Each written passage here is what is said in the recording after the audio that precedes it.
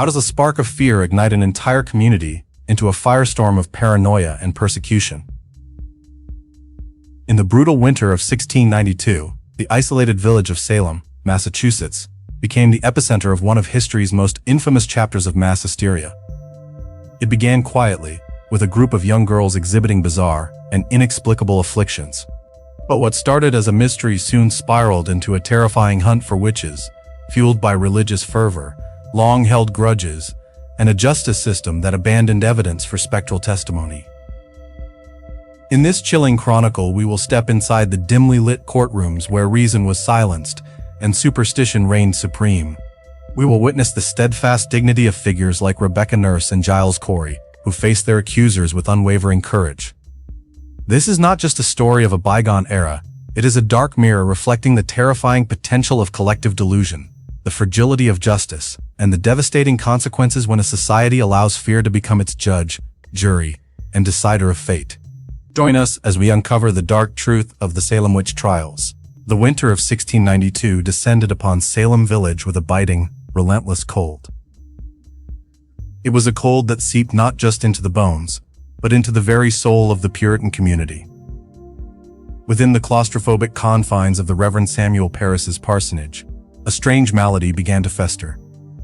His 9-year-old daughter, Betty, and 11-year-old niece, Abigail Williams, started exhibiting bizarre behaviors. They contorted into unnatural positions, uttered nonsensical sounds, and complained of being pinched and pricked by invisible forces.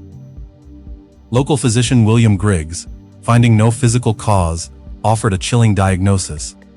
The girls were under an evil hand. This pronouncement was the flint striking steel in a room filled with dry tinder. The superstitions that lay dormant beneath a veneer of piety were ignited. The community, already strained by land disputes, church politics, and the constant threat of frontier wars, was primed for a scapegoat. The girls' afflictions were not seen as a medical issue but as a spiritual assault. The unseen world had breached the walls of their devout settlement, and the source had to be found. The question was no longer if there was a malevolent force at work, but who among them was its agent. In the flickering firelight of the Parris home, a seed of paranoia was planted, and in the fertile ground of fear and suspicion, it would grow into a monstrous tree that would soon cast its shadow over all of Salem. The spark had been lit, and a consuming fire was about to begin. Pressured to identify their tormentors, the afflicted girls began to speak. The first names they uttered sent a shockwave through the village, not because of the individual's power, but because of their lack of it. The first to be accused was Tituba, the Parris family's enslaved servant from the Caribbean, whose foreign stories and folk practices already made her an object of suspicion. Next came Sarah Good, a destitute and homeless woman who survived by begging, often muttering under her breath when turned away. Finally, there was Sarah Osborne, an elderly, bedridden woman embroiled in a contentious dispute over her late husband's estate. These were the outcasts, the marginalized, the women least able to defend themselves against the rising tide of hysteria. On March 1, 1692, magistrates John Hathorne and Jonathan Corwin arrived to conduct the initial examinations at the village meeting house.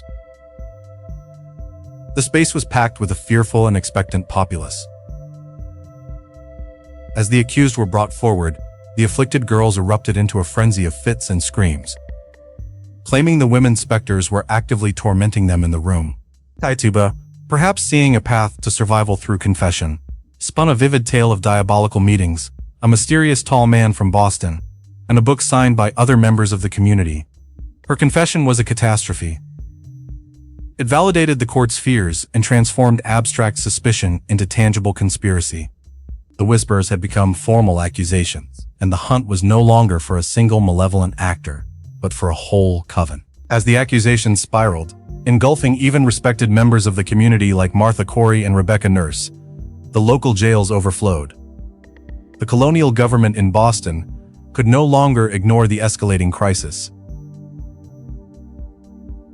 In May 1692, Governor William Phips established a special court of oyer and terminer to hear and determine to handle the backlog of cases. He appointed 7 judges, led by the formidable and unyielding Lieutenant Governor William Stoughton as Chief Magistrate. Stoughton was a man of stern conviction, a theologian who firmly believed in the reality of the diabolical plot against Massachusetts. He would preside over a court that was a far cry from modern standards of justice. The accused were denied legal counsel. They were considered guilty until proven innocent.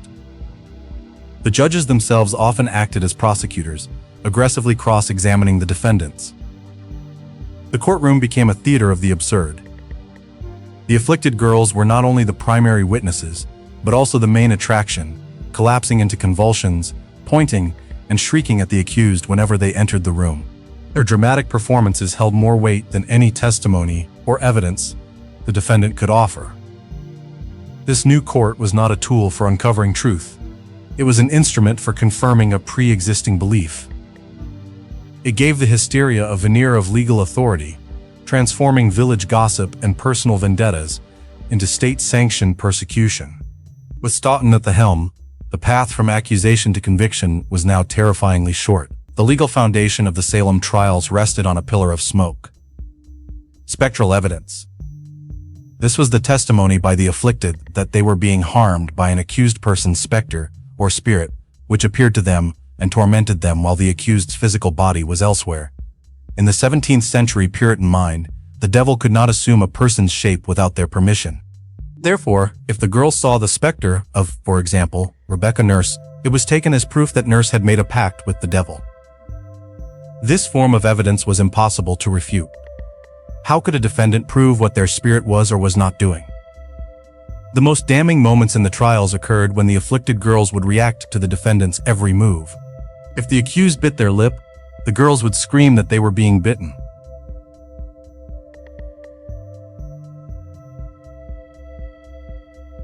If they claimed their own bodies were being crushed.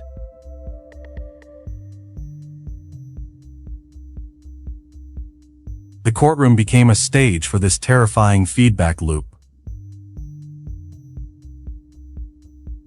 A former Salem minister highlighted the absurdity. During his trial, the accusers claimed his powerful specter was choking them, even as he stood calmly proclaiming his innocence. His physical strength, once admired, was reinterpreted as diabolical power. The judges, especially Stoughton, accepted this spectral testimony as irrefutable fact. It allowed them to bypass the need for concrete proof or corroborating witnesses. The entire legal process was subverted by the visions of a handful of young women, and logic gave way to a shared, judicially endorsed delusion. The Salem courtroom was not a house of justice but a theater of profound and calculated fear. Here the rule of law had been supplanted by the rule of superstition, presided over by magistrates whose certainty was as unyielding as the frozen winter ground outside.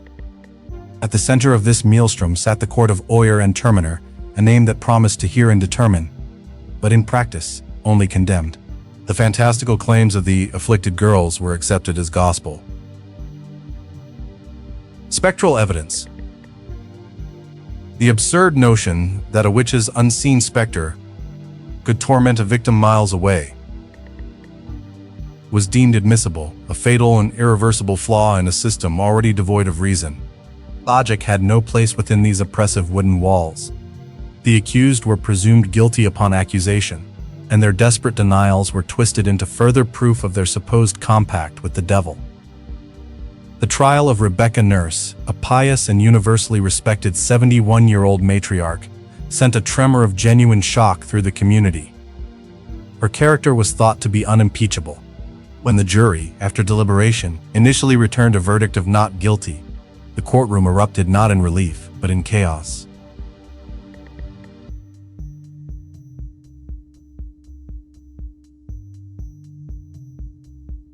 Their faces grim masks of indignation openly pressured the jury to reconsider. Confused, intimidated, and fearing they themselves would be accused,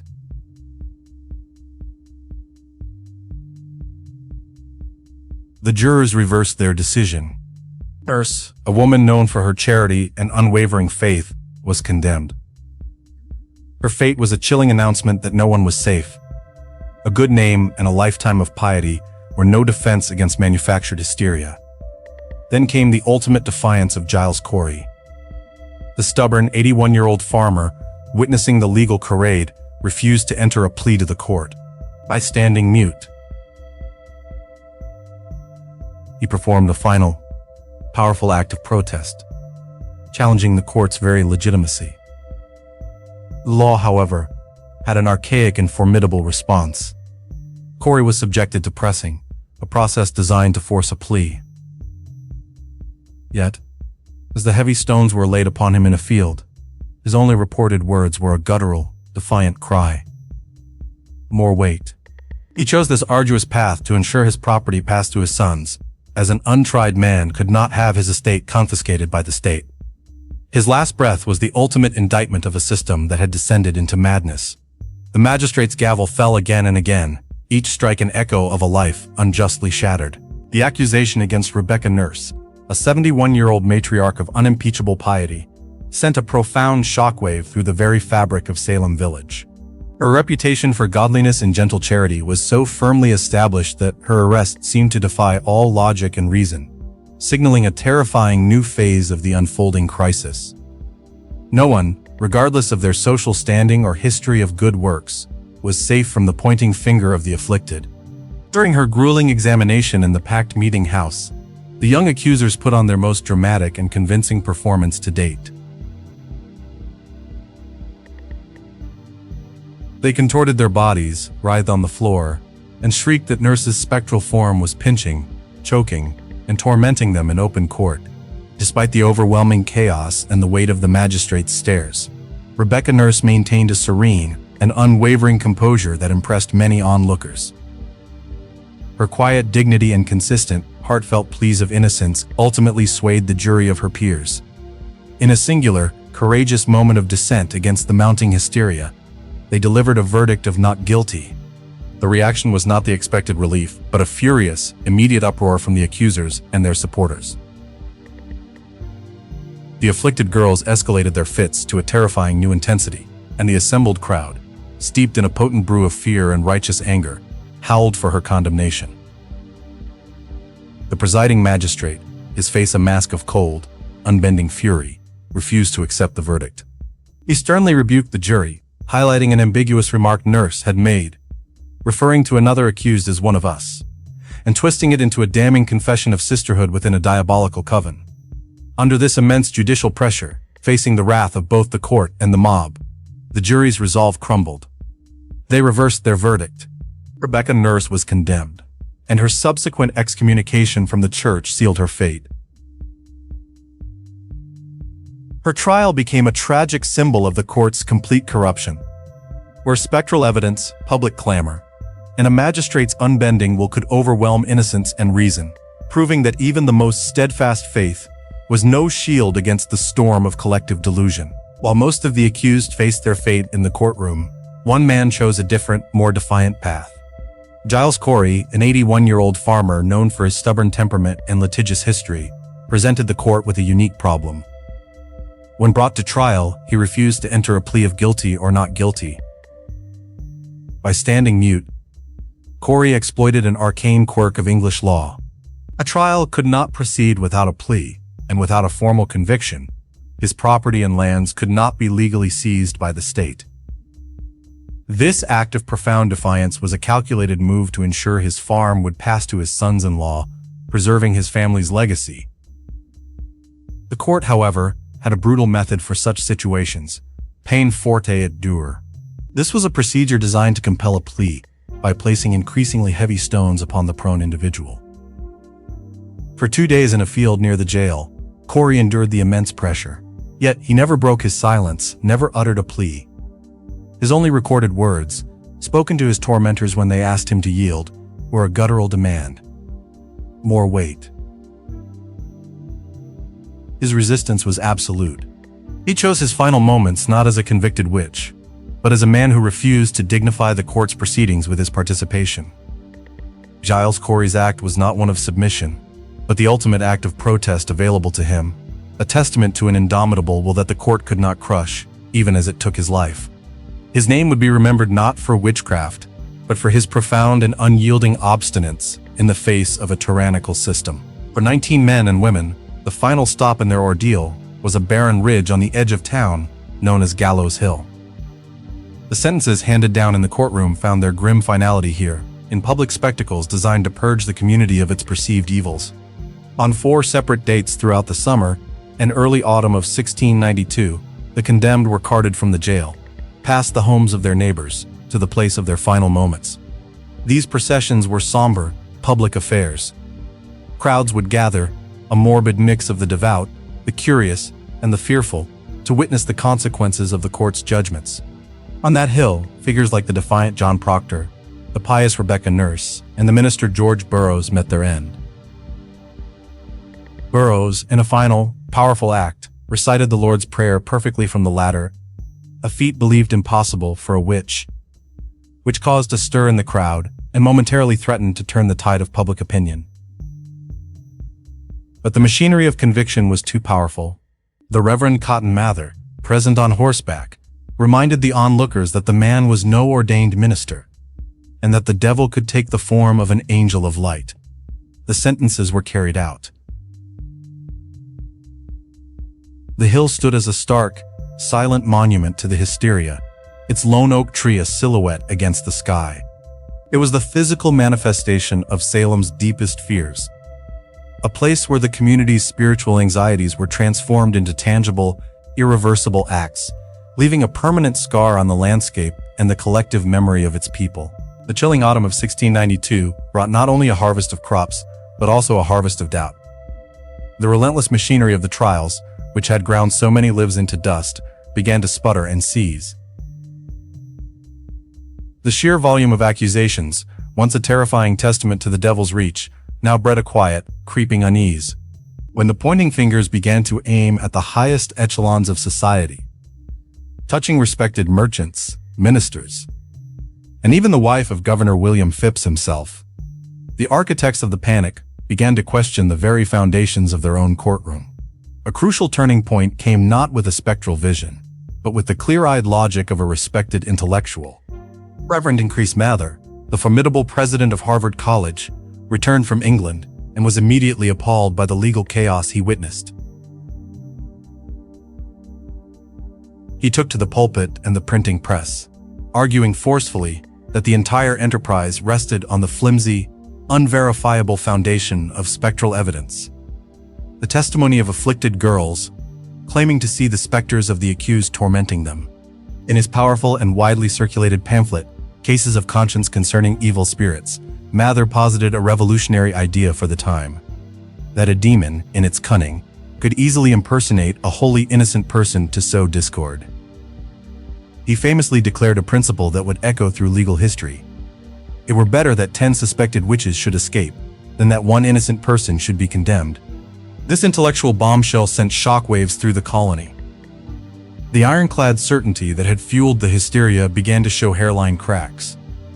Governor Phipps, heavily influenced by Mather's reasoning and the palpable shift in public sentiment, took a decisive and dramatic step. In late October, he ordered a halt to the proceedings of the Court of Oyer and Terminer. He dissolved the very court that had sent so many to their final, grim reckoning. A new superior court of judicature was established, one that would operate under a stark new rule. Spectral evidence was no longer admissible. The storm had not passed, but its furious winds were beginning to subside. For the scores of accused languishing in cold, damp cells, it was the first fragile glimmer of reason in a world that had descended into madness. The foundation of the trials, built on fear and spectral fantasy, was irrevocably fractured as the bitter winter of 1693 approached. The fever that had gripped Massachusetts began to break.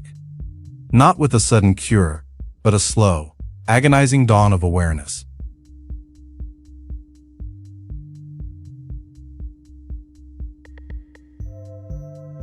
The spectral evidence, once the unshakable foundation of conviction, was now viewed with deep suspicion, its credibility crumbling under the weight of its own terrible consequences.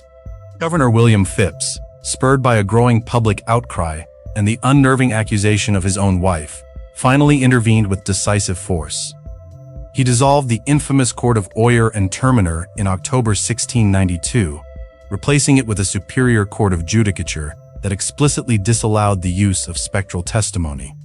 The flood of accusations slowed to a trickle, the accusers themselves falling silent, and the heavy iron doors of the jails began to creak open, releasing the survivors. But for the 19 who had met their fate on Gallows Hill, and the several others who perished in the squalid conditions of their confinement, this change of heart came far too late. The years that followed were marked by a profound and painful public reckoning. In January 1697, a day of official fasting and prayer was declared across the colony to atone for the tragedy. On that solemn day, Judge Samuel Sewall, one of the original magistrates, stood silently before his congregation at Boston's Old South Church, head bowed in shame, as his written confession was read aloud. He accepted the blame and shame for his role, praying for forgiveness from both God and man. It was a stunning, deeply personal act of contrition, a stark contrast to the unyielding pride of his colleague, former Lieutenant Governor William Stoughton, who reportedly never expressed a flicker of remorse. In 1711, the Massachusetts Bay Colony formally annulled the convictions, clearing the names of many of the accused and offering meager financial restitution to their families. It was a legal and moral admission of a catastrophic failure of justice. Salem's legacy endures not as a tale of witchcraft, but as a chilling, timeless American parable, a testament to how easily fear dismantles reason, and how a society, in its fervent quest to purge evil, can become the very thing it professes to despise, its long shadow stretching for centuries to come.